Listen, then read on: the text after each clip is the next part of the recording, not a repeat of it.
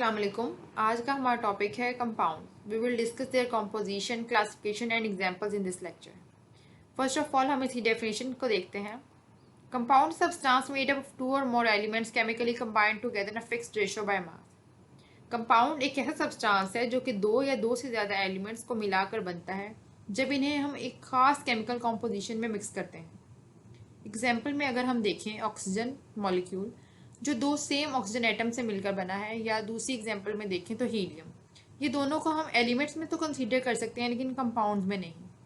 Compounds की best example यहाँ पे जो कोट की जा सकती है वो है वाटर मॉलिक्यूल जो दो हाइड्रोजन एटम्स और एक ऑक्सीजन एटम से मिलकर बनता है, और ये दोनों डिफरेंट एटम्स हैं और एक खास प्रोपोर्शन में मिक्स करके बनते हैं, तो इसे हम कंपाउंड कह सकते हैं। कंपाउंड्स की प्रॉपर्टीज उनके केमिकल कॉन्स्टिट्यूएंट से बिल्कुल डिफरेंट होती है और इन्हें हम किसी भी सिंपल मेथड के साथ या फिजिकल मेथड के साथ सेपरेट आउट नहीं कर सकते। अब यहाँ हम दो कंपाउंड की एग्जांपल डिस्कस करेंगे। Number 1 is CO2 molecule. CO2 molecule में कार्बन और ऑक्सीजन तब कंबाइन होंगे जब उनकी रेशो बाय मास 12:32 या सिंपल उसको कन्वर्ट करें तो 3:8 में होगी, और इन्हें हम रिएक्ट करवा कर कार्बन डाइऑक्साइड के मॉलिक्यूल में कन्वर्ट कर सकते हैं।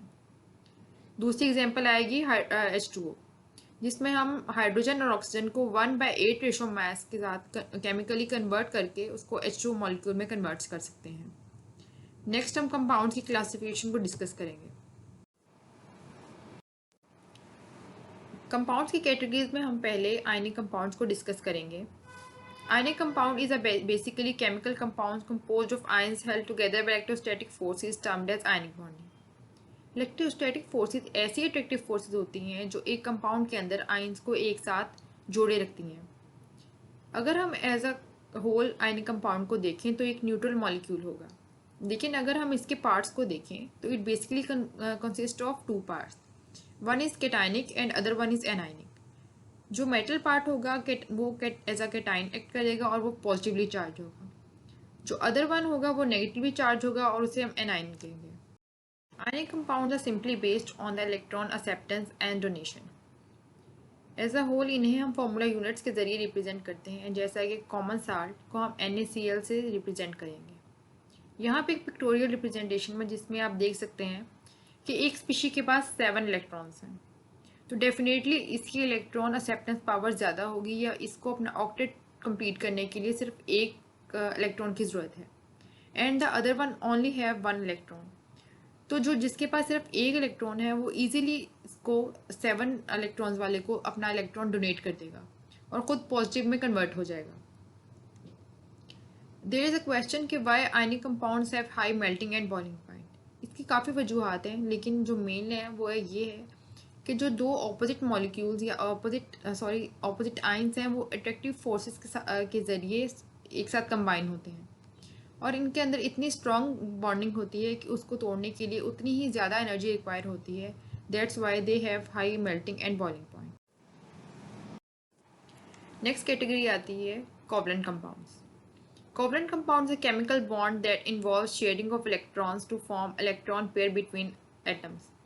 इसमें म्यूचुअल शेयरिंग होती है और अनलाइक आयनिक कंपाउंड्स कोई भी एक एक्सेप्ट या डोनेट नहीं करता as a whole. These electron pairs are known as shared pairs और bonding pairs. इसके दो एग्जांपल है, एक आएगी नॉन पोलर कोवलेंट बॉन्ड और दूसरा आएगा पोलर कोवलेंट बॉन्ड। पहले हम नॉन पोलर को डिस्कस करते हैं। इसमें जो दोनों स्पीशीज़ हैं जो केमिकली रिएक्ट कर रही हैं वो दोनों एक ही स्ट्रेंथ की होंगी और एक ही एलिमेंट से रिलेटेड होंगी। जैसा कि आप देख सकते हैं हाइड्रोजन, दोनों की सेम प्रॉपर्टीज़ हैं, same because they are of same element, so इनकी सेम स्ट्रेंथ होगी और जो इलेक्ट्रॉन पेयर है वो दोनों के दरमियान में रहेगा।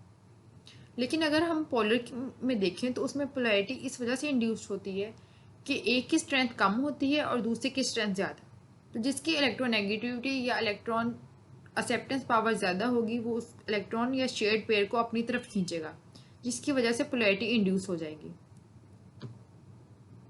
And HCl is an example of polar covalent bond.